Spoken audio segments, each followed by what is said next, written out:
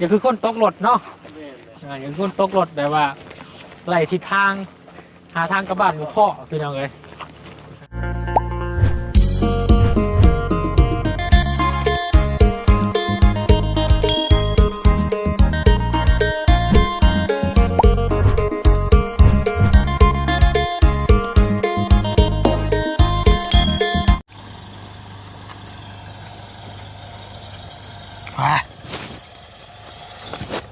โอ้ยมึงเครื่องเบิ่งกองก่อน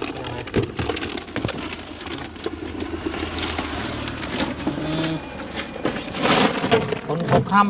ำเปียกหมดยอดเป็นยังไงไข่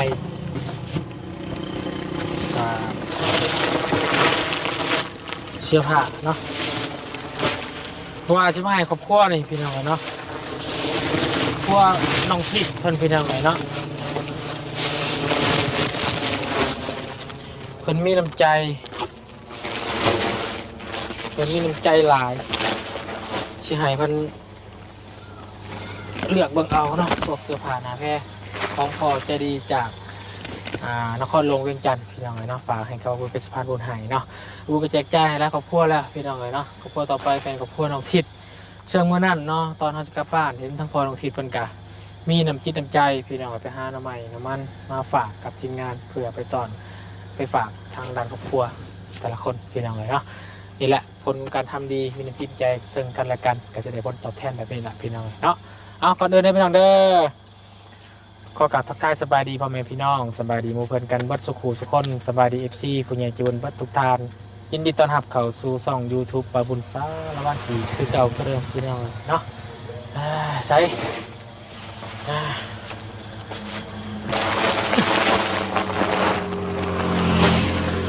เป็นผงไงเลยพี่น้องเลยเนาะเป็นเสื้อผ้าที่ได้ใช้เป็นเลือกเอาเนาะผงหนึ่ง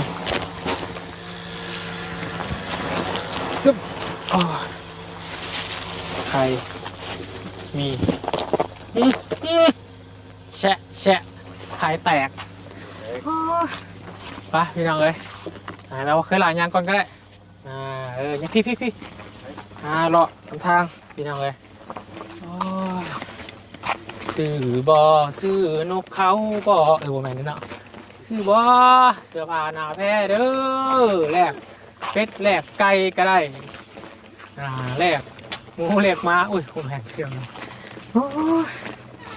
อย่าคือคนตกรถเนาะอย่าคือคนตกรถแบบว่าไล่ทิศทางหาทางกลับบ้านหมู่พ่อพี่น้องเลยใช้เงินน้องทิศเขาบ่เคยมาจักเถื่อเลยพี่น้องเลย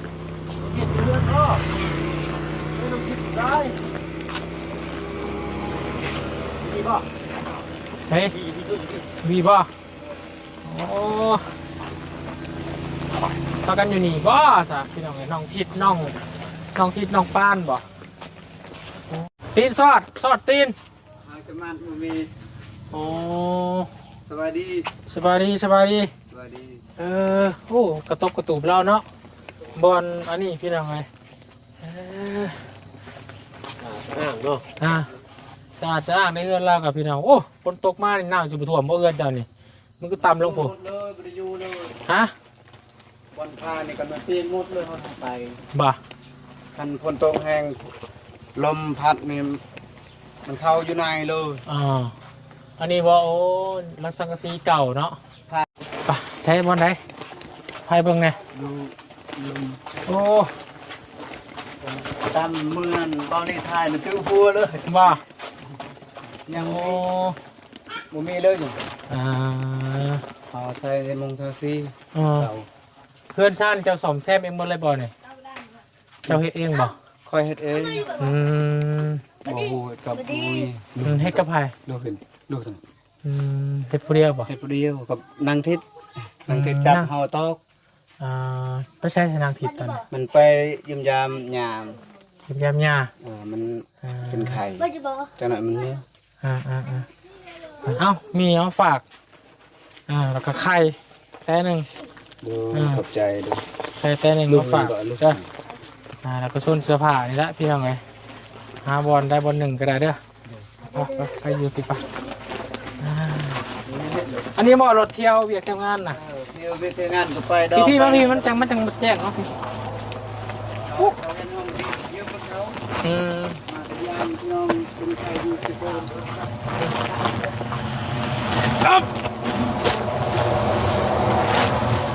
นี่แหละเสียผ้าเด้อพวกนี้เด้อพวกเสื้อผ้านี่เอามั้งนี่เอา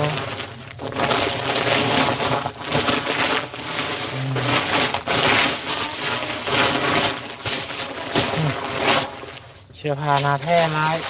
ย่างอยู่ที่ไหนนะผ้าขนหนูผ้าเช็ดโตเด้อ โดย เอาไว้ให้ครอบครัวเจ้าให้แหละเฮ้ยครับโอ้หมอนี่เนาะอันนี้ไปให้เมียเวลาท้อง โดย ก็ว่าจอยใส่นอนกันไหนเด้อโอ้ยเดี๋ยวเราจริงจังเลยอีเดนมีหลายอย่างอยู่เนาะผู้ใหญ่เพิ่นฝากมาก็เลยมาบริจาคต่อนี่พอใส่ได้ก็เลือกใส่เอาได้บนขอบครัวเจ้าได้นี่พี่น้องเลยเนาะเสือแขนยงแขนยาวป้าเกิดกับเราสู่ชีวิตเลยพี่น้องเลย จะทานมีเงินซื้อทานมือพา ได้ทำไปเรียนบนอื่นมาทำไป ป้าหรือไอ้ เรียนอื่นก่อนเด้อ ป้ากินเล็ด เรียนระบาวเฮ็ดเวียกก่อนเด้อไปโยดื้อเด้อมือดื้อบ่ได้กินขนมได้มื้อหน้าเด้อมื้อนี้มีขนมมาจำมื้อนี้เด้อลูกเรือนเราอยู่ไสเรือนเราอยู่ไสมาเล่นอยู่เรือนก่อนนะหามเด้อเฮือนไผสิตัวนี้ เพื่อนแม่ตู้แม่พอตายแล้ว ไม่ตู้ แม่ยังเข่ามันไป พุ่นลูกสาวบ่พุ่นน่ะกะ นี่นางป้านล้านลูก ล้าน ลูกเอ้ย น้องปานนะพี่น้องปาน เอามาไหนหมอ อยู่กันจะคนเฮือนหลังนี่ท่านเจ้านี่ 8 คน คน ลูกห้า ลูกหากกผู้กกกับน้องทิศเนาะสักปีน้องทิศ 16 ปีประมาณปีลูกเอ็น น้องปานนี่อยู่น้ำไผ่จ้ะ อยู่น้ำแม่เอ้ย อยู่ใช้เอื้อนเพื่อนหลังนี่ ก็ดีประมาณ พี่น้องกันบ่ เอ้ยแท้ อันนี้แม่นดินของประตูทองปุ่งเนาะแม่นบ่เลยเนาะดินลาวเนาะ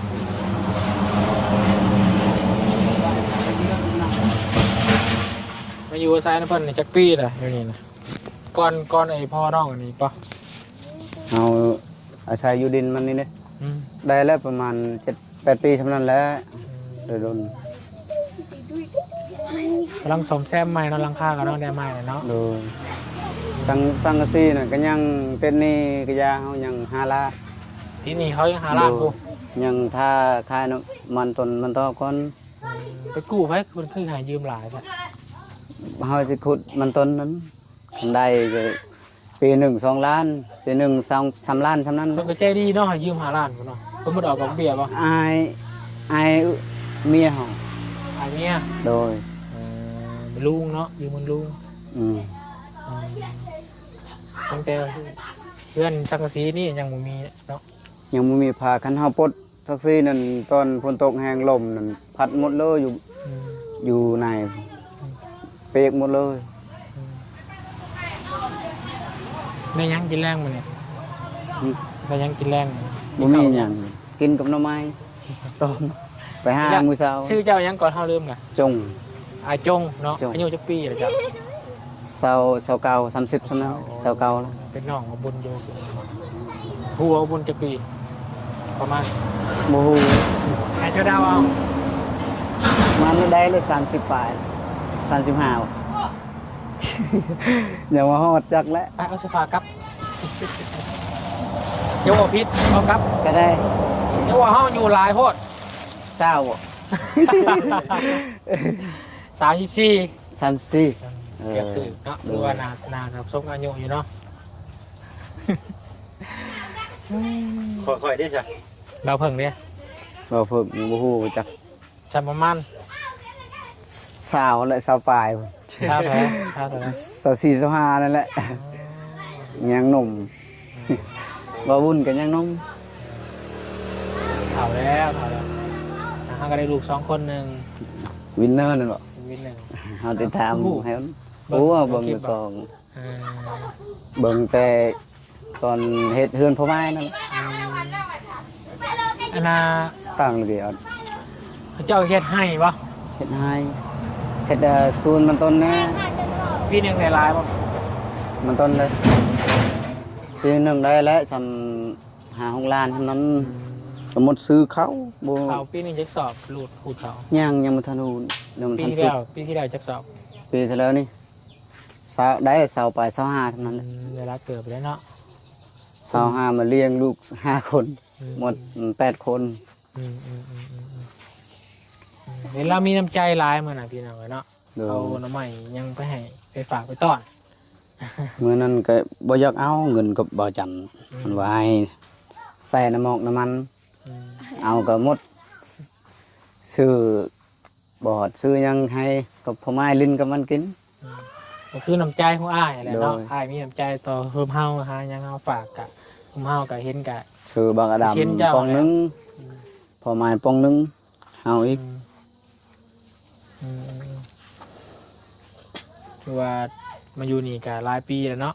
มาอยู่ก่อนพวกพอของน้องท่าลงมาอีก โด เนาะ ย แล้วก็หมู่ครูก็ได้ เฮา คือการช่วยเหลือไปแล้วพี่น้องเนาะก็ยังแต่ทางบ่าวบรรจงเนาะ จง พอน้องทิศเพิ่นพี่น้องเลยอยู่นี่ก็เพิ่นก็บ่ไล่หนี้เนาะอยู่กันแบบนี้เนาะ เฮาจักแล้วแต่ยังพ่อกับแม่มันอยู่ยังบ่ทันตายก็บ่ฮู้ยังมันอยู่ให้อยู่ตลอด บ่วิทย์พ่อวิทย์แม่บ่ฮู้เนาะ บ่ฮู้แต่ คือว่าแล้วเนาะพี่น้อง พ่อเว้นแม่มัน ในอนาคต ยังแต่ลูกเฮากับยังแต่ลูกเขาจักแล้ว ใช้เฮือนลาวเฮือนประตูน่ะ อยู่ลม แม่นบ่ของเราปานนี้บ่ บ่แม่นหมดเท่านี้นี่บนเสาไฟฟ้านี่ จะไปหันบ่แม่นเนาะ โดยกับบนนั้นหลุมน้อยเดียวนะปลานั่นก็ปลาเข้าปีนี้เขาจะทางแล้วเขาปลอดแล้ว อืม ไปถ่ายไปยังก็ยากอีกบ่มี อืม ก็มีห้องนอนนำแค่นี้คือ สบายสบาย อืมอันนี้ห้องน้ำก็บ่มี บ่มีห้อง น้ำใส่ได้มีบ่ น้ำใส่ น้ำ ใส่ เปล่าเนาะ น้ำประปากับเอื้อยเขาจงกันแต่ทำอิฐเฮาใส่น่ะบ่ได้แพง อืม ล้านหนึงเฮาใส่แต่ทำอิฐตอนนี้มันแพงแล้ว อืม ได้แล้วจัก4 ปลาย4 ล้าน4 ล้าน5 ล้านแล้วเขาจะได้ใส่ใหม่ อืม ว่าบ่มีเงินแล้ว อืมเฮ็ดให้เข้าบ่ได้เกี่ยวบ่ บ่มีข้าวนา มีเขาหน้าเนาะ บ่ได้ เกี่ยวเป็นอยู่บ่เขาหน้า เป็นอยู่เคยเกี่ยวนาไอ้น้องอยู่พุ่น อ่า เขาเกี่ยว2-3 มื้อเขาให้ซอบหนึงสำนั้นน่ะมือกิน อืม ซอยเขาก็ซอยให้เฮาซอบหนึงก็มากิน อืมน้องปานบ่น้องหยัง น้องปาน นี่เด้อน้องปานเลือกเบิ่งนำกันกับน้องทิดพอน้องทิดเพิ่นเด้อ โดย เสื้อผ้าหนะแพร่อายมาฝากคุณเจ้าและเพื่อนแกเพียงตัวได้ใส่ได้ก็เลือกเบิ่งเอาเนาะตัวได้ใส่บ่ได้ก็ให้พี่น้องให้ป้าให้ลุงเขาแหละเนาะใส่นำกันพี่น้องเลยเกิดหมูมีช่ำ มื้อนั้นมามื้อน่ะเฮาไปพากให้บ่าวบุญมื้อหน่อไม้นั่นก็แล้วไปเอาต่อก็ต่อหน่อไม้นั่นแหละเฮานี่ไปเอาก็เว้นเลยก็พอมัน อ่า เอาใส่สุด ต่อสิต่อดอก เก่า ไม้นะพ่อ โดยเอาไปเอากระเพาะมันเอาเลยมาเอาเขาเอาอยู่กับต่อมันสำคัญเนี่ยให้หังมันบ่เพิ่งทำมือนั้นสำคัญเดี๋ยวน้อยๆมันไล่เลยแม่มัน อ๋อ ก็ไปซอยเลยร้านบอกไปญี่ปุ่นแล้วไปก็พอเอาไปเด้อนะบ่าวเด้อเอาไป อืม อันนี้ก็ส่วนมีกับไข่เนี่ยเป็นของบุญเองเด้อ โดยขอบใจละ ฝากเจ้าตอบแทนน้ำจิตน้ำใจพี่น้องเลยเนาะส่วนเสื้อผ้านี่ก็เป็นของพ่อใจดีแม่ใจดีอยู่ทางนครหลวงเวียงจันทน์ ดู ก็เลยฝากมาบริจาคเนาะตัวได้ใส่ได้ก็เลือกเบิ่งเนาะตัวได้ใส่บ่ได้ก็ โดย ให้คนที่ใส่ได้เนาะ ขอบใจให้อยู่ที่มีแห้ง แล้วขอบใจทางพ่อแม่เพิ่นผู้เด้อที่เพิ่นนั่งเบิ่งเจ้าอยู่เด้อขอบใจแม่ตู่เขาตู่ใจดีเด้อ ขอบใจละลายพอตูแม่ตูใจดี ให้เสื้อผ้าให้ขอบใจทุกทีมงานและก็ผู้ใหญ่ใจดีซอย ด้วย ก็ขอบใจบ่าวเพึงและก็บุญสารวันเมตตาเห็นดูให้อยู่ดีมีแหงอายุคนยืน ไปทางใดมีแต่สุขมีแต่ดี ด้วย อายุคนยืนตลอดไป ด้วย สาธุขอบใจละลายบ่ฮู้ คือการ ยังบ่เคย ก เจ้าโอเคเนาะคนธรรมดาครอบครัวกับเบิ่งลูกเบิ่งเต้าเนาะ คันสมมุติว่าคันมีเงินมีคำผู้ใหญ่จะดีมองก็อยากเฮ็ดผ้านี่แหละผ้าเฮือนแอมก็คือเบาลีเว้ามือนั่นแหละเพราะน้องเทเดอร์คันเจ้ามีเงินมีทองก็เฮ็ดคือเฮือนน้องซอนนะเนาะมันเว้าเฮาว่าโดขอบใจและคันมีแบบนั้น เอาอันนี้ก็แล้วแต่เนาะบุญวาสนาแม่คนสิมองเห็นเด้อนี่จ้าเอาเฮาก็แล้วแต่มาเป็นสะพานบุญให้เพิ่นน้องมาถ่ายทำนี่แหละถ้าเพิ่นสิเอ็นดูสงสารก็เป็นบุญวาสนาของเจ้าเนาะ ขอบใจ แนวนี้มันดีต่อตัวเองนะว่ามันดีต่อเฮ็ดไปเนี่ยมันดีเนี่ยไปเฮ็ดไปเนาะผู้พวกเจ้าจะเฮ็ดมีน้ำใจต่อทีมงานเด้เฮาก็บ่ลืมเฮาบ่ได้บอกบ่ได้ยังคนใดไปเอาหามาให้เฮาจะงงว่าของไผเนี่ยพอน้องทิศ คันเฮือนไกลเฮือนเคียงก็ค่อยพอน้องทิศเฮาก็บ่กล้าไปให้แล้ว แต่คือว่าน้องไม้น้องทายก็ได้ก่อนนั่นก็คือเฮือนเฮาได้ดังนั้นเฮาก็ดีใจนำจะมื้อเฮ็ดเบาเพิ่งให้จักมื้อนั้นว่ามื้อใดเบาบุญสารวันมื้อกับเบาเพิ่งกับเบาจันมื้อนั้นจะบอกให้เด้อน้องเฮาว่าเด้อหลานเด้อเฮาจะเอาหน่อหมอกหน่อไม้ก็ตัดโอยแน่จะไปพาให้มื้อกินนั้นเฮาบอกมันบอกเฮาจะไปเฮาไปหาแต่เช้ามื้อนั้นแต่6 โมงยังทันกินข้าว ใช้ลูกจะคนลูกบ่ได้แน่ ลูก เนาะอยู่กับลูกเจ้า 2 คน1 2 อ๋อพี่ชื่อหยัง อยู่ไหนเยอะไหม ชายบ่เลยบ่ เน็ตเยอะจังไหนใช่เท่าพารามิด ฮะ พารามิด เท่าละมิด ละมิด ละมิดนะพี่ละมิด กับสนิทเอาไปไหนก่อน ละมิด โดย อันนี้บ่ละมิด พารามิดสนิท สนิท โดย นางทิศ นางทิศ ละมิด นางทิศคิด นางทิศนางคิด เท้าคิด นางทิศเท้าคิดเท้าละมิด เท้ามิด เท้ามิด แล้วก็นางแอน นางแอน นอนอยู่เฮือน เอาใหม่เด้อพี่น้องเอ้ยนางทิศเท้าวิด เท้าคิด นางทิศเท้าคิด โดย เท้าละมิดเท้ามิด เขาสนิท เท้าสนิท นางแอน นางแอนโอ้ โดย5 คน ขักเนาะมีแต่มิดก็มิดจ่อยไปโอ้ยเป็นยังคือสั่งชื่อคือมิดคือมันคือมิดสมัยนะบ่จะบ่ได้แล้วเนาะ เฮาตั้งชื่อเท้าคิดนั่นตอน